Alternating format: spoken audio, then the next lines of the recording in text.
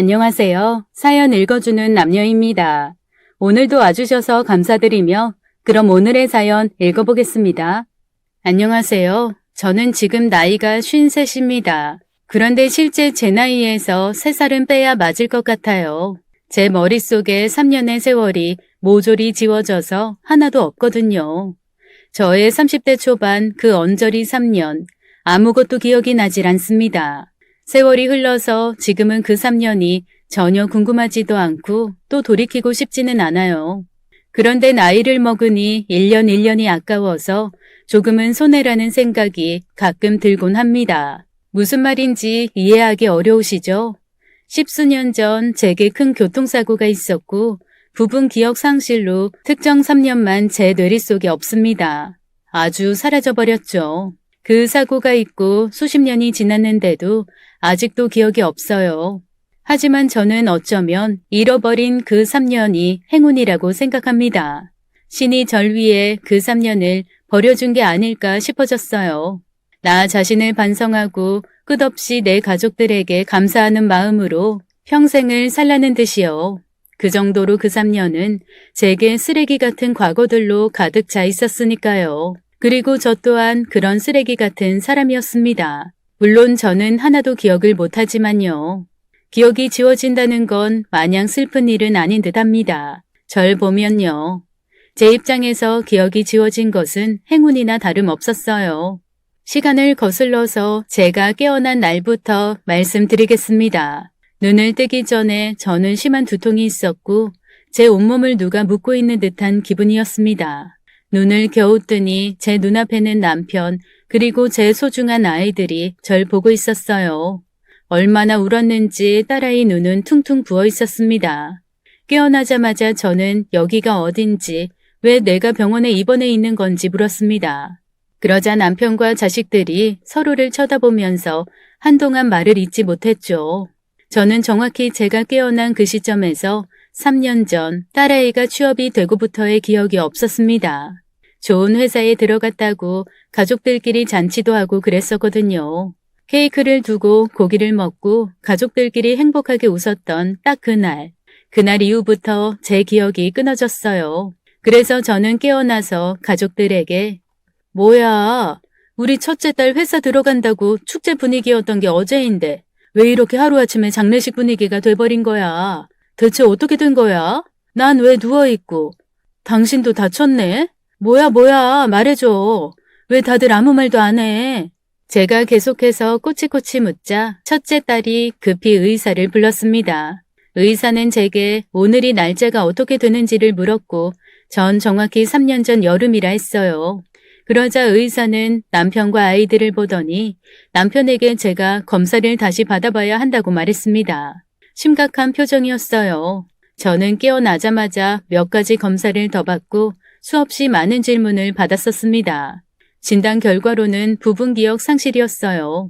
그런데 왜 그런지는 몰라도 제가 기억하기에 제일 행복하고 안정적이었을 지난 3년만 기억이 없었습니다. 누가 기억 테이프에서 3년치를 정해서 뚝 떼어낸 것처럼 말이에요. 남편과 아이들은 의사의 그 말을 듣고는 어쩐지 안심하는 듯한 분위기였습니다. 서로를 한참 바라보더니 제게 잠시만 쉬라고 하고는 모두 나갔어요.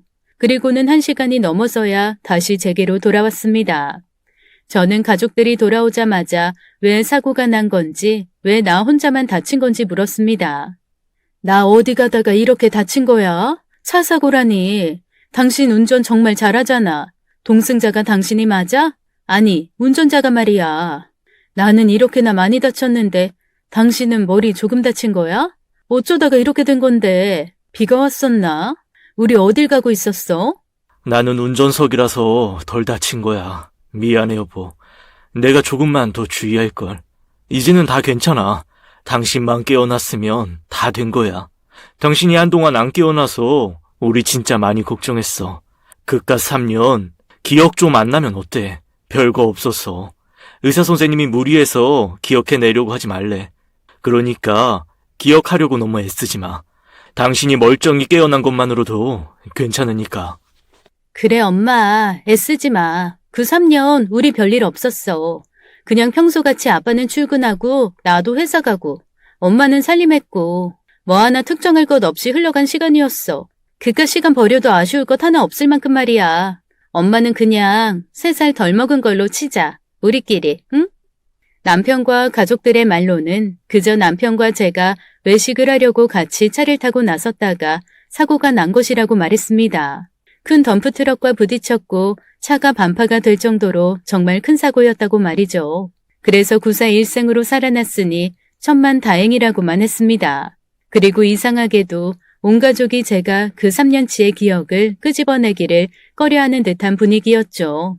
제 개인적인 감정은 매우 복잡했지만 가족들이 많이 도와주었습니다. 제가 잃어버린 시간 속에서 딸아이는 승진도 하고 막내 아들도 취업을 해서 번듯한 직장인이 되어 있었어요. 게다가 딸아이는 결혼을 전제로 남자친구도 사귀고 있었죠. 하지만 눈에 띄게 달라진 것이 있었습니다. 바로 남편. 저와 남편은 다른 사람들이 부러워할 정도로 사이가 좋았어요. 흔히들 인고 부부라고들 했죠. 그런데 겉으로는 다정하지만 남편이 뭔가 텅 비어있는 듯한 굉장히 낯선 기분이 들었습니다. 사고 나기 이전 제가 기억하고 있는 남편과는 사뭇 달랐어요. 그 기분을 저만 느끼는 것은 아닌지 남편도 한 번씩 저를 힐끗힐끗 보다가 눈이 마주치곤 했죠. 그래서 남편에게 물었습니다. 혹시 내가 뭐 잘못한 거라도 있느냐고 말이에요. 잘못한 거는 무슨. 괜히 당신 기분 탓이야.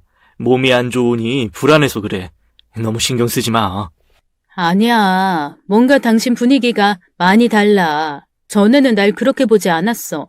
꼭 내가 당신이 잘 모르는 사람인 것처럼 나를 쳐다본다니까. 왜 그래 정말.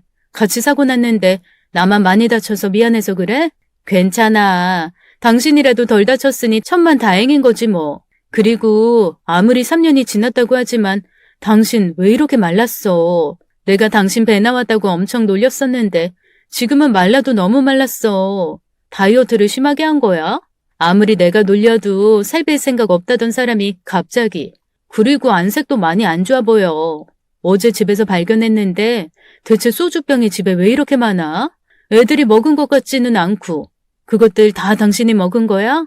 당신 술 못 먹잖아. 그래서 한 입도 안 먹는 사람이 무슨 소주병을. 적어도 하루에 2병씩은 먹었을 것 같던데? 그리고 냉장고도 텅텅 비어있고. 설명을 좀 해봐.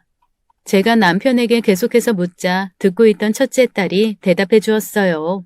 한동안 제가 깨어나지 않아서 남편이 많이 힘들어서 그런 것이라고 말했습니다. 그래서 술에 의지를 많이 했다고요. 그러니 앞으로는 다시는 그럴 일이 없을 거라고 절 안심시켰습니다. 아빠도 달랠 곳이 있었어야 말이지. 나랑 동생은 각자 사느라 바빠서 아빠를 잘 못 챙겼어. 그래서 아빠가 엄마 깨어나길 기다리면서 술로 많이 달래셨나 봐.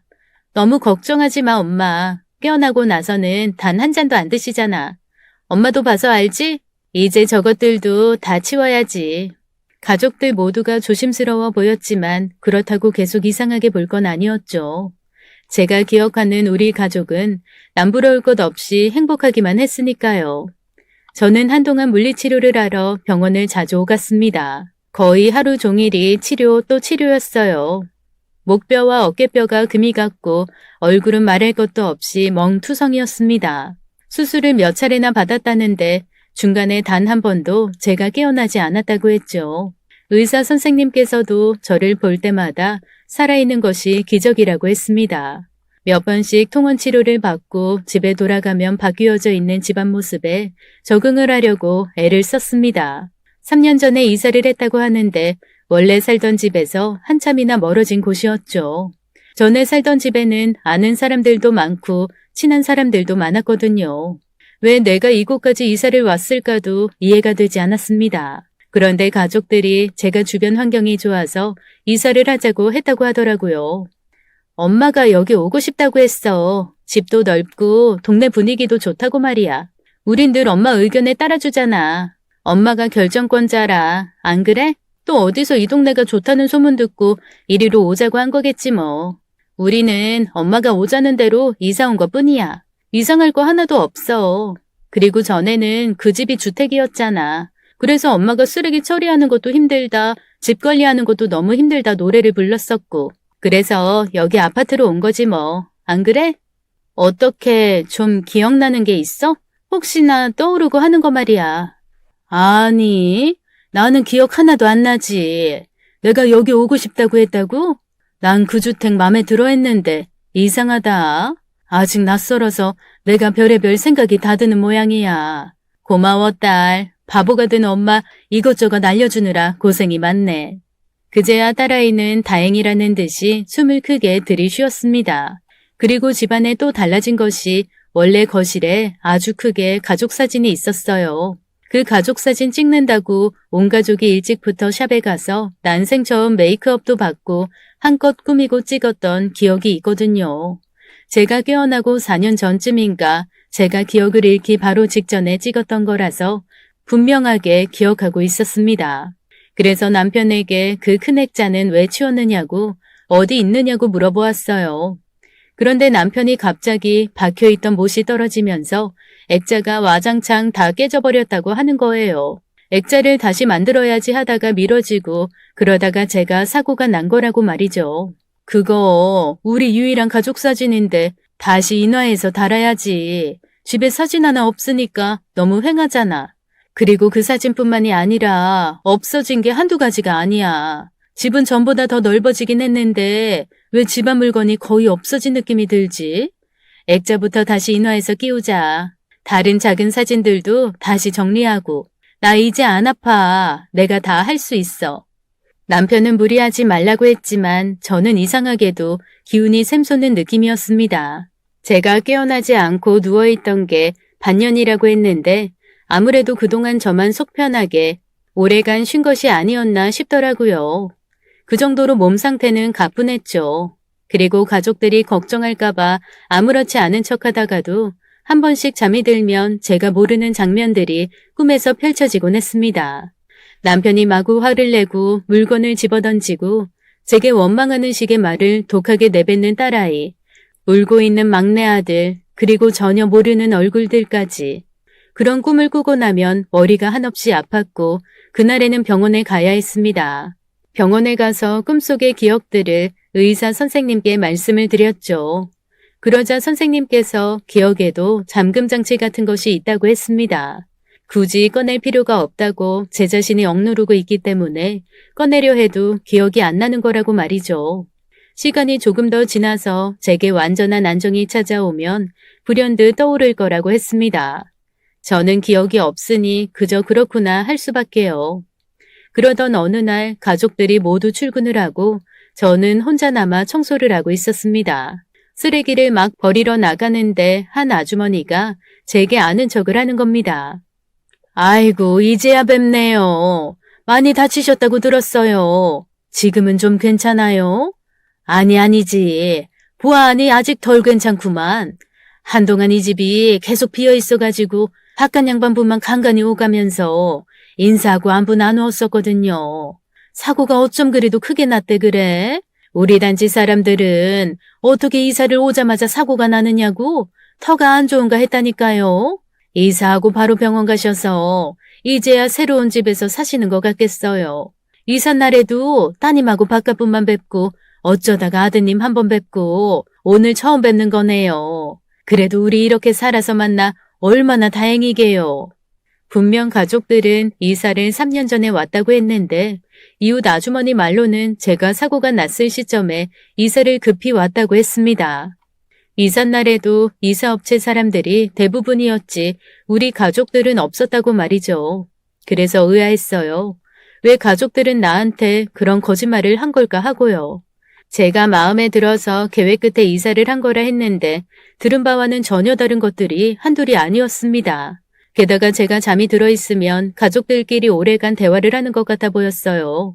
어찌 보면 꼭 제가 왕따가 된 기분까지 들었다니까요. 그러던 어느 날이었습니다. 그날도 가족들끼리 식탁에 모여 앉아 한참을 진지한 이야기 중이기에 제가 문을 벌컥 열고 나와서는 저도 끼워달라고 말했습니다. 그러자 가족들이 무슨 죄라도 진 것처럼 화들짝 놀라더라고요. 그리고 그때다 싶어서 물었습니다. 얼마 전에 쓰레기 버리다가 옆집 아주머니 만났는데 우리 이사 온 지 얼마 안 되었다는데 나 사고 날 때쯤에 온 거라고. 어떻게 된 거야? 왜 나한테 거짓말한 거야? 뭐 서프라이즈 그런 거 해주고 싶어서 그랬어? 제가 웃으면서 최대한 기분 상하지 않게 물었는데 가족들은 얼굴이 거의 사색이 되어 있었습니다. 제 물음에 한동안 답을 못하더니 딸아이가 먼저 입을 열었습니다. 그때 엄마랑 아빠랑 결혼 30주년이었잖아. 그래서 아빠가 진짜 크게 쏜 거야. 엄마가 맨날 아파트 노래 불렀었다고. 같이 밖에서 외식하고 들어오는 길에 아파트로 와서 짜잔 해주려고 했는데 하필 그날 그런 사고가 나서는 어떻게 하다 보니 그렇게 돼버렸네 정말. 그런 말을 들으니 오히려 미안하더라고요. 가족들은 여태 제 생각과 걱정뿐인데 저만 이상한 쪽으로 오해하고 있으니 말입니다. 그래서 정말 잊힌 기억에 대해서는 괜히 언급하지 말자고 다짐을 했습니다. 잊으니 편하긴 정말 편했어요. 저는 현재만 생각했고 어색하게 느껴졌던 가족들 또한 안정적으로 바뀌어가는 듯 했고 말입니다. 다시 새로운 인생을 사는 것처럼 지내다 보니 좋은 일은 계속해서 늘어갔어요. 연애 중이던 딸아이가 마침내 결혼을 하게 되었습니다. 그것도 아주 훌륭한 신랑감과 말이죠. 그래서 상견례도 하고 딸아이 결혼 준비를 하면서 너무 행복했습니다. 내가 이런 것들을 못 누리고 죽었다면 얼마나 한스러웠을까 싶어서 눈물이 다 났어요.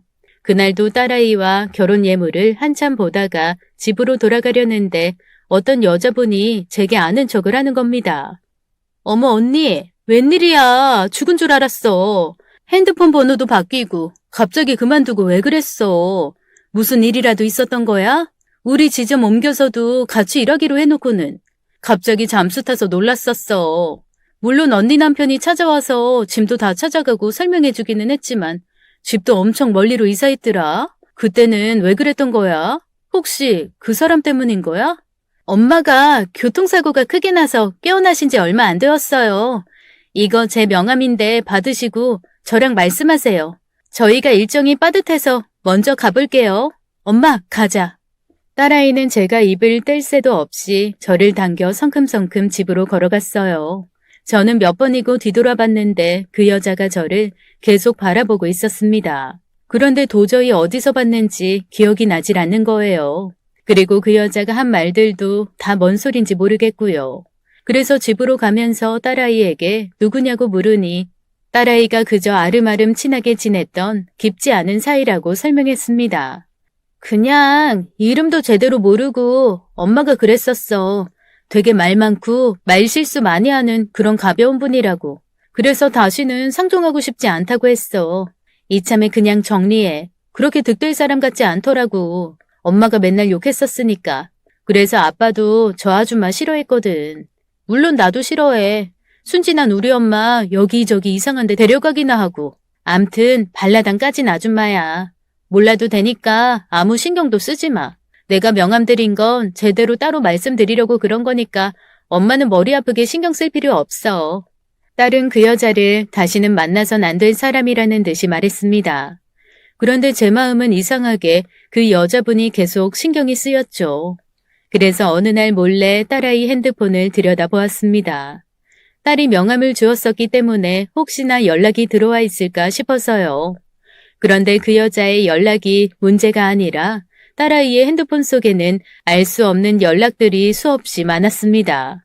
어떤 메시지는 입에 담을 수도 없는 쌍욕이 쓰여 있었는데 그런 험한 말을 한 건 상대방이 아니었어요. 바로 딸아이가 그쪽에 내뱉은 말들이었죠. 이게 다 무슨 일인가 싶어 딸아이에게 핸드폰을 들이밀었어요. 이게 다 무슨 말들이니? 왜 네가 이 사람한테 이런 험한 말을 해?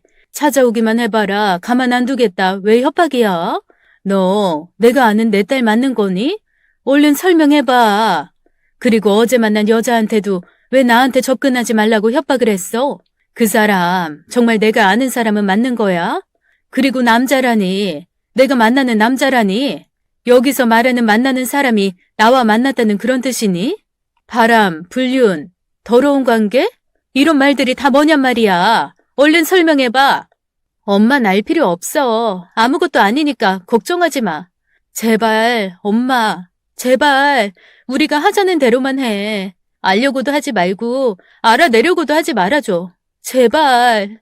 내가 이렇게 빌고 부탁할게. 지금만 모르고 넘어가면 모두가 행복해지는 일이야. 제발 엄마. 우리 생각해서 기억 끄집어내지 말아줘. 딸아이는 펑펑 울며 제게 무릎을 꿇고 빌었습니다. 제가 이대로 3년의 기억을 다 버렸으면 좋겠다고 말이에요. 저는 도통 이해하기가 어려웠고 이런 일들로 인해 지독한 두통이 찾아왔습니다. 그래서 다시금 병원을 찾았죠. 물론 딸아이 몰래요. 그리고 놀라운 사실을 알게 되었습니다. 제가 남편과 함께 차를 타고 가다가 사고가 난 것이 아니라 제 옆에 다른 동승자가 있었다는 사실을 알게 되었어요. 동승자는 저보다도 더 상태가 위중하여 중환자실에 오래간 머물렀다고 했습니다. 그 후 일반 병실로 옮길 때 보호자가 저와 같은 병원이 아닌 아주 멀리 떨어진 병원으로 옮겼다고 했습니다. 하지만 그 동승자가 누구인지는 병원 측에서 알려줄 수 없다고 하더군요.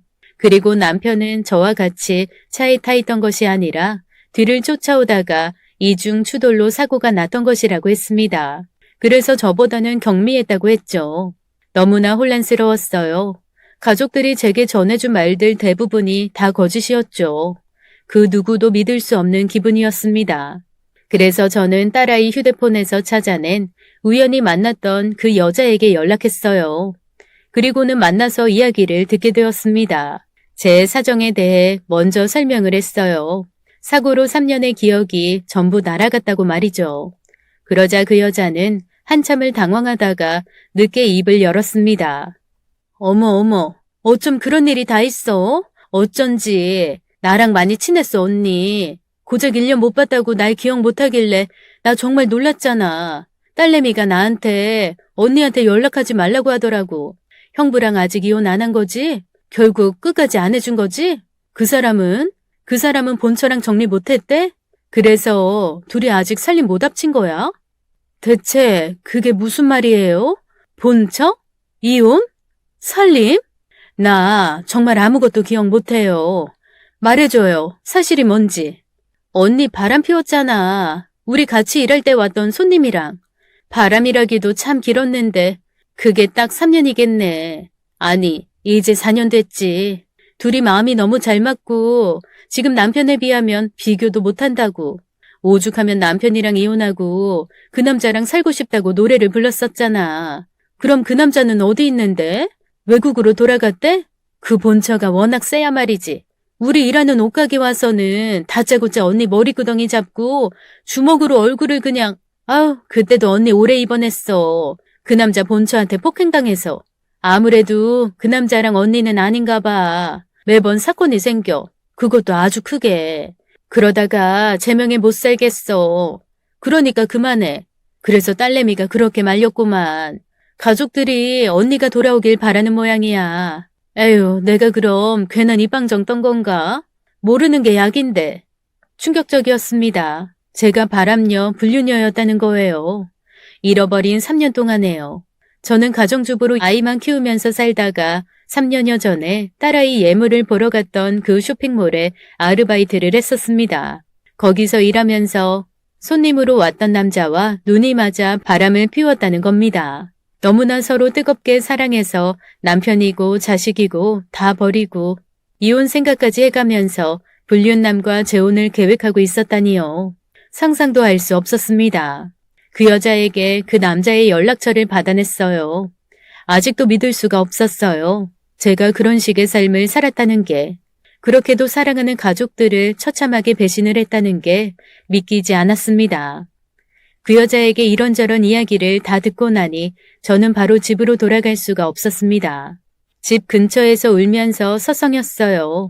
받아들이기 너무 혼란스러웠고 내가 그 정도로 바닥이었나, 뭘 어떻게 했기에 내가 그 지경이 되었나, 내 가슴을 치고 또 치면서 서럽게 울었습니다.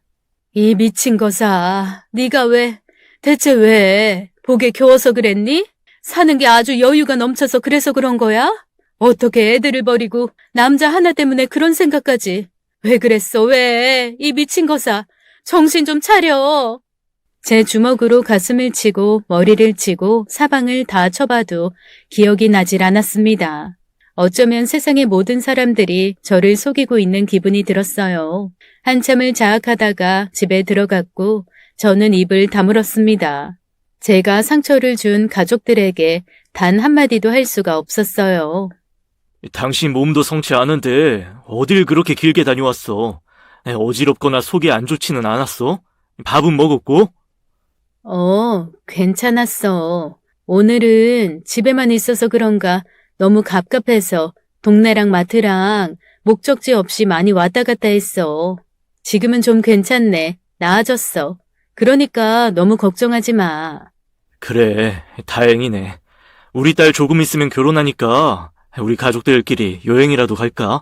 첫째가 당신 아직은 몸에 무리 간다고 안 된다고 하는데 뭐 가까운 곳으로라도 말이야. 내 망가진 차 이제 다 고쳤대. 다음 주면 나올 거야. 그러니까 여행 가자. 그래, 가자. 나는 좋아. 저는 맘에도 없는 말을 잔뜩 하고는 어색하게 웃어 보였습니다. 그러자 남편은 절 슬픈 눈으로 바라보았죠. 그제야 납득이 갔습니다. 원래 남편은 절 그렇게 바라보지 않았거든요. 내 마음 하나 돌리겠다고 이 사람이 얼마나 애를 썼을까. 제 남편은 그런 사람이거든요. 늘 소나무처럼 그 자리에만 있어주던 사람이었어요. 남편과 연애할 때 몇 번의 위기가 있었습니다. 결혼까지 가기까지 수없이 많은 일들이 있었는데 그 모든 걸 다 남편이 감내했어요. 그래서 결혼까지 하게 되었고 저만 바라봐주던 한결같은 사람이었습니다. 그런데 제가 그런 사람을 배신했다니 말 다 한 거죠. 제가 그냥 쓰레기 같은 사람인 겁니다. 그 여자를 만나 모든 사실들을 알게 된 후 한동안 저는 그 누구와도 연락을 하지 않았어요. 밖에 나가서 가볍게 친구를 만나는 것도 하지 않았습니다. 제가 제 자신에게 벌을 내리듯 가족들만 바라보면서 해줄 수 있는 한 최선을 다했죠. 나는 죄인이다. 그러니 우리 가족들을 위해 죽을 때까지 희생해라. 그런 마인드였습니다. 저만 예전의 기억에 대해 티내지 않으면 아무 일도 없을 거라고만 생각하고 지냈어요. 하지만 감춰질 줄 알았던 저의 과거의 행적들이 하나씩 드러나기 시작하더군요. 제가 감당하지 못할 제가 벌인 일들이 말이죠. 그날도 여느 때와 같이 남편과 딸아이, 아들을 출근시키고 집에서 죽어라 집안일에만 매달려 하고 있었습니다. 그런데 초인종이 눌리고 인터폰을 보니 모르는 얼굴이었죠.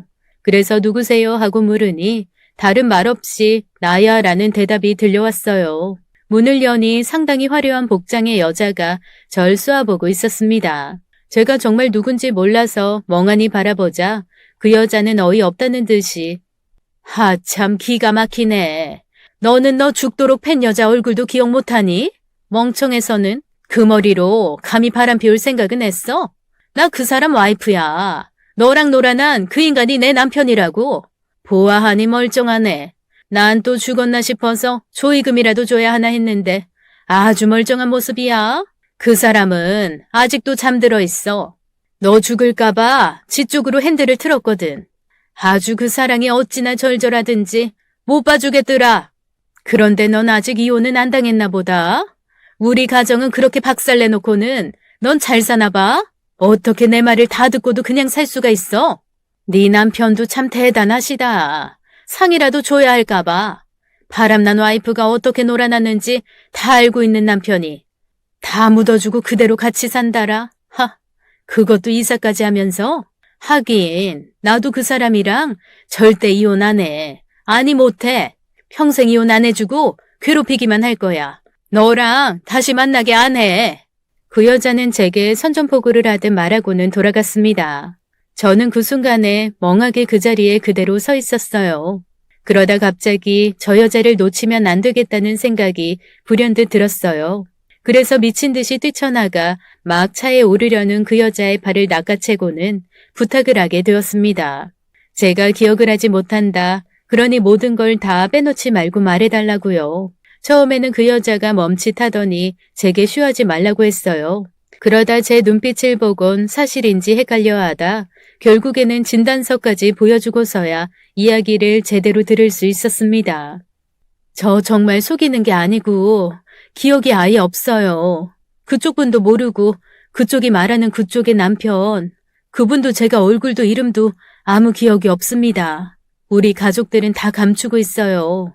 저는 정말 아무것도 몰라요. 가족들은 제가 모르는 채로 묻으려 하는 것 같은데 저도 그러려고 했는데 조금씩 제 지난날에 대해 알면 알수록 혼란스러워요. 정말 제가 바람을 피운 건가요? 그것도 그쪽 남편분과요? 정확히 어떻게 된 일인지 말해줄 수 있어요? 벌을 다시 받으라면 달게 받겠습니다. 그러니 말해주세요. 제가 지금 이 상황에서 말해달라고 부탁할 수 있는 사람이 그쪽뿐입니다. 그렇지. 이렇게 당신만 모른 채 쏙 빠져서 속 편하게 살면 안 되지. 그건 나한테 너무 잔인한 거야. 우리 가정, 당신이 다 망친 건데. 당신, 내 남편이랑 3년 내내 연애했어. 그것도 나 몰래. 그리고 니들은 그걸 순수한 사랑이라고 생각했고. 참나, 가당치도 않아서 원. 너넨 그냥 서로의 배우자 속이고 바람 피우는 그저 그런 하등동물 같은 것들이었어. 처음엔 설마 하고 속아주니까 너네가 신이 났는지 나중에는 며칠씩 여행도 다녀오고 그러더라. 내가 당신 남편이랑도 몇 번 만나서 대화했지만 처음에 당신 남편도 절대로 그럴 리 없다고 당신을 아주 철석같이 믿고 있더라고. 예전에 나처럼 말이야. 나도 우리 남편이 그렇게 바람 피울 줄은 꿈에도 몰랐으니까. 내가 당신이랑 내 남편이 바람 피우는 증거 사진까지 당신 남편한테 갖다 바쳤는데 그래도 안 믿어주더라고. 아주 대단한 분 납셨어, 당신 남편. 당신이 이혼해달라고 다른 남자를 사랑한다고 가슴에 못 박고 나서야 나랑 내 남편한테 찾아와서까지 당신 설득해달라더라. 차라리 멀리 떠나달라고. 그럼 자기 와이프 마음 자기가 어떻게 돌려보겠다고. 그날 사고 난 것도 너네 둘이 도망가려다가 그 사달이 난 거야. 공항 가는 길이었어. 그것도 기억 안 나? 네 남편이랑 내가 이혼을 안 해주니까 둘이 외국 나가서 살려고 공항까지 가는데 네 남편한테 걸린 거지. 그래서 네 남편이랑 나랑 각자 공항으로 가자고 했는데 뒤쫓다가 그 사고가 난 거야. 너는 진짜 나쁜 년이야. 어떻게 그런 남편을 배신할 수 있는지. 네 애들도 네 남편도 너 그렇게 믿어줄 때 그냥 그 필요 없는 기억 지우고 살아. 괜히 긁어 부스럼 만들지 말고. 나도 차라리 그 기억 지우고 살고 싶은 심정이야. 그럴 수만 있다면. 나도 그 사람 깨어나면 정신 차리게 하고 붙잡고 살 거니까. 혹여나 나중에라도 내 남편 다시 뒤흔들지 마. 제가 잃어버렸던 3년의 기억 퍼즐 중 테두리 정도만 맞춰진 느낌이었습니다. 그렇다고 해서 가족들에게 상세하게 물을 순 없었어요. 그렇게 되면 다시 한번 상처를 주는 셈이 될 테니까요. 그날 저는 집으로 돌아가자마자 창고에 처박혀 있는 가족 사진을 다시 만들었습니다. 제 인쇄해서 액자를 맞추고 벽에 걸어두었죠. 제 기억 속에 있던 예전 우리 집의 모습들 그대로 돌려놓았어요. 그리고 남편이 퇴근해서 돌아오면 일부러 연애 때 즐거웠던 일화들을 꺼내거나 좋은 이야기들만 꺼내서 억지로 웃기 바빴습니다. 그리고 과거 이야기를 꺼내면서 남편의 눈치를 살피기 바빴어요. 그런 식으로 분위기를 계속 만들어가면 다시 예전으로 돌아갈 수 있을 것 같다는 생각이 들었습니다. 그런데 저의 그런 행동들이 어색하고 불편했는지 남편이 말했어요. 여보, 너무 애쓰지 마. 당신 많이 힘들어 보여. 그럴 필요 없어. 자연스럽게 지내면 돼. 연기까지 할 필요는 없어. 아니야. 나름 자연스럽게 굴고 있어. 다만 전이랑 뭔가 많은 게 달라진 것 같아서 그런 것들이 낯설어. 집안 분위기가 전이랑 달라서 그런 건가 싶어서 바꿔보고 액자도 다시 걸고 예전에 당신이랑 있었던 좋았던 일들이라도 회상해보면 다시 돌아갈 수 있을까 싶어서 노력하는 거야. 그런데 이런 것들만으로는 안 되나 봐. 너무 많이 잘못 온 게 아닌가 싶어. 아무리 예전으로 돌리려고 해도 이미 내가 달라져서 딴 것들로 애써도 안 되는 게 아닌가 싶어. 나 대충 무슨 일이 벌어졌었는지 알고 있어, 여보. 내가 당신을 배신하고 우리 애들한테 상처 주고 그랬다는 거. 그 사람 와이프가 얼마 전에 집에 다녀갔어. 내가 그 여자 남편이랑 바람 피웠다고. 나는 당신이랑 차 타고 가다가 사고가 난 게 아니라 그 남자랑 공항으로 도망치다가 사고가 난 거라고. 미안해, 여보. 사실 기억은 정말 하나도 안 나지만 사실이 변하는 건 아니니까 미안하다는 말밖에는 할 수가 없어서 미안해. 내가 잘못했어. 전에 뭐가 어떻게 되었던 정신 차리고 당신이랑 애들한테 정말 잘할게. 내가 평생 죄인처럼 가족들한테 무조건적으로 잘하면서 살게. 아니면 당신이 다른 방법으로 내가 속죄하길 바란다면 그대로 따를게. 저는 바로 남편 앞에 무릎을 꿇고 빌기 시작했어요. 어쩌면 기억이 없기에 사죄의 깊이가 얕았을지는 모르겠어요. 하지만 제가 들은 모든 사실들이 거짓은 아니기에 진심을 담아 사과했죠. 물론 사과로 될 일은 아니었습니다. 그러자 남편은 제가 다 알아버렸다는 사실에 좌절하여 그 자리에 털썩 주저앉아 한동안 말을 잇지 못했습니다. 그리고 제가 그렇게 무릎을 꿇고 용서를 빌고 있던 찰나에 딸아이와 아들이 들어왔어요. 그 모습을 보곤 무언가 예측했다는 듯이 다가와 절 일으켜 세워줄 뿐이었습니다. 저는 다시 숙이고 앉아서 아이들에게도 사과를 했어요. 지난날에 내가 정말 큰 잘못을 했다고 상처를 줘서 정말 미안하다고 말이죠. 그러자 한동안 말이 없던 가족들은 제가 용서를 빌기보다는 앞으로 제가 달라지지 않기를 바랐습니다. 혹여나 기억이 돌아와서 제가 다시 떠날까봐 늘 전전긍긍하고 힘들었다면서요. 우리는 엄마가 잘못한 것들에 대해서 용서를 빌고 그런 거 하나도 안 바래. 엄마 못지않게 우리들 모두 예전으로 돌아가길 내내 원했었고 엄마 마음 하나만 잡길 기원했어. 그러니까 지난 잘못에 대해서만 말하는 거 말고 어차피 엄마 기억에도 없는 일, 우린 다 없었던 일로 하기로 했어. 엄마가 앞으로 우릴 위해서 지켜줘야 할 건 혹시나 기억이 돌아와도 우릴 안 버리는 거, 그게 우리 가족들이 바라는 일이야. 다시는 우리를 등지지 않는 거, 그것만 지켜줘. 그런데 그때 아무 말 없이 딸아이의 말을 듣고 있던 아들이 처음으로 제게 본인의 속내를 비쳤습니다. 나는 솔직히 다시 엄마 안 보려고 했어. 누나랑 아빠가 이렇게 애쓰는 거 와닿지도 않고 엄마 볼 때마다 예전 일들 계속 떠오르고 너무 기분이 나빴어. 그런데 아빠랑 누나가 그런 엄마라도 붙잡길 원하니까 그렇다고 하니까 우선은 다수의 의견을 따르는 것뿐이야. 엄마 정말 큰 잘못했어. 돌이킬 수 없는 잘못 말이야. 내 엄마가 바람을, 그것도 남자의 눈이 멀어서 가정을 버리려고 했다는 게 난 아직도 기분 더러워. 엄마가 깨어나서 기억이 안 난다고 했을 때 지난날이 후회돼서 거짓말하는 거라고 생각했어. 우리들 볼 면목이 없어서 쇼하는 거라고 생각했어. 그렇지만 누나랑 아빠 생각처럼 다 잊고 예전으로 돌아갈 수 있게 노력하자. 엄마는 기억을 잃은 채로 우리는 지난 일들을 잊으려고 노력하면서 살자. 그렇게 다시 한번 가족들은 저를 보듬어 주었고 저는 고마울 따름이었어요. 하지만 과거가 있기에 현재가 있듯 그 과거가 다시금 제 발목을 붙잡았습니다. 온 가족이 모여있던 주말 누가 올 일이 없는데 초인종이 울렸고 저와 딸아이가 나가보았죠. 그런데 눈앞에 처음 보는 남자분이 목발을 집은 채 서 있었습니다. 저는 누군지 몰라서 보자마자 누구세요? 라고 말을 했어요.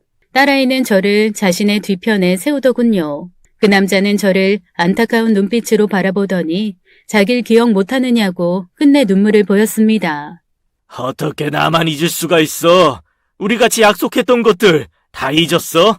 남은 인생은 우리 둘이 함께 하기로 했었잖아. 사고 때문에 너무 길어졌지만 지금도 늦지 않았어. 내가 눈 뜨자마자 당신 찾겠다고 얼마나 애썼는지 몰라. 그러는 동안 당신은 날 찾지도 않았더라. 아예 날 잊어버린 거야? 어떻게 나한테 그렇게 가혹할 수가 있어? 이봐요. 뻔뻔한 것도 정도가 있지. 남의 집에 함부로 와서 지금 뭐 하시는 거예요? 여기 우리 아버지랑 내 동생애, 우리 가족들 다 있다고요. 어쩜 그렇게 사람이 이기적일 수가 있어요? 우리 엄마는 그쪽 다 잊었어요. 딱 당신을 만났던 시기부터 사고 전까지 기억이 모두 없어졌다고요. 그래서 당신 같은 사람 단 한 톨도 기억 못하니까 다시는 찾아오지 마세요. 당신 와이프한테 연락하고 경찰에도 신고할 거니까 그런 줄 알고 당장 꺼져요. 딸아이가 큰 소리를 치자 안쪽에 자리하고 있던 남편과 아들도 뛰어나왔습니다. 남편은 그 남자의 얼굴을 보자마자 기겁하며 딸과 마찬가지로 제 시야를 가려서 섰습니다. 그리고 그 남자를 끌고 밖으로 나가버렸어요. 그 상황에서 제가 할 수 있는 건 아무것도 없었고 그저 밖으로 나간 남편을 걱정하는 것 뿐이었습니다. 저는 집안에 남은 아이들에게 조심스레 물었죠. 방금 전 그 남자가 내가 바람피웠던 그 상대가 맞느냐고 말이에요. 그러자 아이들이 낮게 고개를 끄덕였습니다. 엄마는 가만히 있어. 엄마는 그저 저 남자한테 이용당한 것 뿐이야. 작정하고 홀리는 사람을 무슨 수로 이겨내겠어? 엄마는 잘못 없어. 저 남자가 계속해서 아니다. 아무튼 신경 쓰지 마. 아빠가 알아서 잘 말하고 올 거야. 몇 분 뒤 남편이 돌아왔어요. 좋게 말이 오간 건 아닌지 얼굴이 잔뜩 상기되어 있었습니다. 그리고 저와 눈이 마주치자 남편은 어때?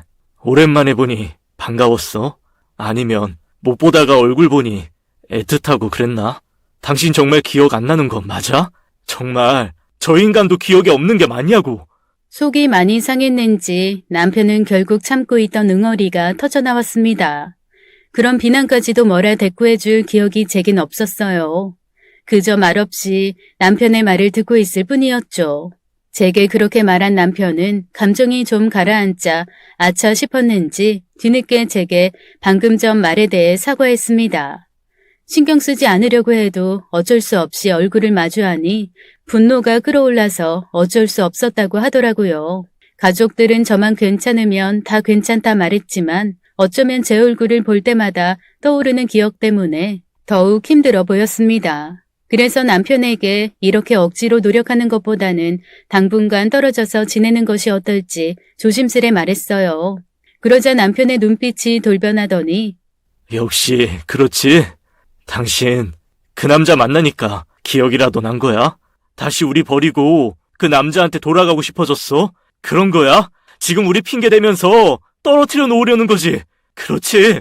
그 순간 알아버렸습니다. 다시 예전으로는 절대로 돌아갈 순 없고 또 예전으로 돌리려는 노력에 내가 주축이 될 순 더더욱 없다는 것을요. 이 모든 문제의 원인이 애초부터 저였기에 저는 뭐든 하려고 하면 안 되는 것이었습니다. 그래서 제가 할 수 있는 것은 가족들을 더는 불안하지 않게 하는 것, 괜한 것들로 자극하지 않은 것이었어요. 이미 상처받은 사람들에게 상처를 준 사람이 약을 발라줘봤자 나아지는 건 없더라고요. 그저 또 상처를 낼까봐 더 긴장하게 되는 수밖에는요. 죄인은 처분을 기다리는 거지 나서는 게 아니잖아요. 그리고 그 일이 있고 얼마 지나지 않아서 딸아이가 식을 올렸습니다. 오랜만에 모든 복잡한 마음들 다 잊고 진심으로 딸아이의 앞날을 축하해 주었어요. 그런데 식 중간에 신랑 신부 어머니의 축사가 마련되어 있었거든요. 신랑 측 안사돈이 먼저 편지를 낭독하셨고 그 다음이 제 순서였습니다. 분명 편지 가득 서로 잘 믿고 행복하게 살아라. 부부란 어떤 것이다 적어 놓았는데 막 읽으려는 순간에 눈앞이 아득해지더니 아무것도 보이지가 않았습니다. 눈이 흐려져서 안 보인다기보다는 내가 이걸 딸아이에게 읽어줄 주제가 되는가 때문이었죠. 그래서 결국 제가 아무 말도 못하고 딸아이만 바라보자 남편이 급히 적어놓은 종이를 건네받아 읽어주었습니다. 그리고 그 모습에 딸아이는 식 내내 웃던 얼굴이 눈물에 젖었어요. 제 잘못된 과거가 가족들이 당연히 누려야 할 행복도 불안하게 만들어버린 것이죠. 딸아이를 집으로 분가시키고 얼마 지나지 않아서 아들도 독립하겠다고 했습니다. 그래서 자식들 둘이 다 집을 나가게 되었어요. 남편과 둘만이 남았는데 이상하게도 참 어색해서 몸둘 바를 모를 지경이었습니다. 수십 년을 알고 지내온 사람인데 꼭 어제 만난 사람 같았죠. 그런데 저만 그런 게 아니었는지 남편도 매우 불편해 보였습니다. 그러던 어느 날 남편이 출근을 하고 혼자 집에서 차를 마시고 있는데 전에 찾아왔던 그 남자, 제가 바람피우던 상대 남자가 집으로 찾아왔어요. 마지막으로 제 맘을 돌리러 왔다고 말이죠. 저에겐 그 사람이 내내 낯설고 아무런 감정도 기억이 나지 않기 때문에 우선 남편에게 전화를 해두었습니다. 여보, 그때 그 사람이 또 찾아왔어. 걱정 말고 내가 내 손에서 정리할게. 제대로 끊어낼게. 신경 쓰지 마. 전화를 끊고 저는 그 남자에게 안으로 들어오라고 말했습니다. 제가 낯설게 굴자 그 남자도 친근하게 걸어오던 말에 존대어가 붙기 시작했죠. 제가 정말 기억이 없어요. 그래서 그쪽이 많이 불편하고 저는 지금 가정 유지하고 싶어요. 그쪽이랑 제 사이에 대해서는 아내분께 이야기 들었어요.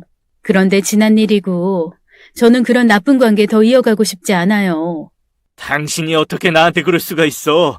날 먼저 흔든 건 당신이었어. 그렇게 말하면 나야말로 피해자라고. 알아? 당신이 그랬잖아. 당신 남편이, 그리고 당신 자식들이 당신을 병풍 취급한다고. 분명 집에서 같이 사는데 있는 사람을 없는 사람처럼 대한다고. 사는 게 사는 것 같지 않다고 말이야. 그런데 나랑 있을 땐 행복하다며.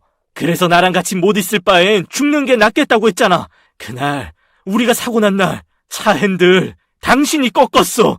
당신 남편이 쫓아오는 거 알고 다 틀렸다고. 걸려서 다 망칠 바엔 그냥 죽자고. 나랑 같이 죽자고 말이야. 그런 말을 듣는데 저는 순간 가슴이 철렁 내려앉았고 그때 허겁지겁 남편과 딸아이가 집으로 들어왔습니다. 아무래도 제가 이 남자와 만나서 이야기를 한다고 하니 바로 달려온 듯 했어요. 남편은 집에 들어오자마자 그 남자에게 나가달라고 했습니다. 이제 와서 뭘 어쩌자는 거냐고요. 저번에도 말했잖아요. 이 사람 어차피 아무것도 기억을 못해요. 이제 와 원망하면 무얼합니까? 우리 가정이나 당신 가정도 틀어졌지만 솔직히 말해봐요. 당신이랑 이 사람 마음도 깨진 지 오래잖아요. 아니에요? 그런데 이렇게 와서 흔드는 건 어쩌자는 겁니까? 죽다 살았으면 이제 제정신 차리고 살아요. 당신 받아준 당신 와이프한테 감사하면서. 남편이 하는 말들은 모두 저한테 하는 말들 같았습니다. 그리고 그 남자는 제게 당신은 참 좋겠어. 마음 편하게 기억 잃었다 하면 그만이고. 내가 더 다쳤는데 왜 당신만. 나는 당신 때문에 전부를 잃었어. 나랑 죽어도 이혼 안 해준다던 내 아내는 내가 깨어나기까지 아주 완벽하게 재산 정리해뒀더라. 자기 유리하게 말이야. 정리 다 끝내놓고 내가 깨어나니 이제 맨몸으로 이혼해주겠대. 나 버리고 당신이랑 살라는데 이제 나는 어떻게 하면 돼? 어? 남편은 흥분한 남자를 진정시키고는 밖으로 내보냈습니다. 그리고 남편도 따라 나갔죠. 이전처럼 싸우는 것 같지는 않았어요. 말소리가 조금씩 들려오는 걸 유추해봐선 달래는 듯 보였습니다. 그 상대남도 저에게 아무런 감정이 남아있지 않는 듯 했고 오히려 분노만 남은 듯 보였으니까요. 두세 시간이나 지나서 집으로 다시 들어온 남편은 제게 넋두리 하듯 말했어요. 그럼 불륜이 뭐 영원한 사랑인 줄 알았나? 돈 없으면 절절할 것 같은 사랑도 무너지는 건 금방인데 말이야. 한심한 인간 같으니 언제는 영원히 사랑한다는 둥 떠들어대더니 이제 와서 남 탓이나 하고. 잘 봐 당신. 저런 사람이야. 정말 별거 없지? 아무것도 기억 못하지만 저거라도 남겨도 당신이 잠시나마 마음에 담아놨던 사람이 고작 저 정도라는 거. 진짜 당신을 위하고 사랑했다면 잘 살라고 조용히 입 다물고 모르는 척 했어야지. 저게 뭐야 찌질하게. 내 입장에선 차라리 저러니까 속 시원하다. 온갖 멋진 척 다 하면서 나랑 아이들이 당신한테 해로운 것 마냥 떠들어대던 게 정작 자신은 모두에게 버려졌으니 이 꼴 좋다. 남편 말대로 정말 그렇게 모든 게 끝이 났습니다. 그 이후로 내내 그 남자는 절 찾아오지 않았고 그의 아내도 오지 않았죠. 물론 제 기억도 찾아오지 않았고요. 그리고 저 또한 그 모든 과거를 감수하고 절 받아준 남편과 자식들에게 감사하며 살고 있습니다. 이후에는 단 한 번도 가족들이 제 과거에 대해 이야기를 꺼낸 적이 없었어요. 저에 대한 원망도 조금씩 시간으로 인해 밀려났고 지금은 저 혼자만의 비밀이 되어버렸죠. 그리고 최근에 또 하나의 비밀이 생겼습니다. 평소와 다름없이 집안일을 마치고 잠시 잠에 들었는데 제가 잃어버렸던 그 3년이 주마등처럼 지나갔어요. 제가 그 남자를 만나서 가족들이 슬퍼했고 제가 무슨 생각까지 했었는지 전부 다요. 하지만 가족 그 누구에게도 그 사실을 말할 수는 없었습니다. 아마 죽을 때까지 없을 듯 하네요. 잃어버린 기억과 그 뒤에 제게 일어났던 일들을 다 취합해봐도 전 어리석은 선택을 했었던 게 맞으니까요. 그런 어리석은 저를 가족들이 품어준 것에는 이변이 없네요. 죽을 때까지 전 가족들을 위해 고마워하고 미안해하며 살 생각입니다. 오늘 사연 어떠셨나요? 사연자분의 과거의 잘못을 덮어준 가족분들이 정말 대단하다는 생각이 듭니다. 이런 가족은 세상에 두 번 다시 없을 거예요. 그러니 가족들에게 두 번 다시 상처 입히시는 일 없이 바르게 사시면 좋겠습니다. 오늘도 끝까지 함께 해주신 여러분 감사드리며 저희는 다음 사연으로 돌아올게요. 감사합니다.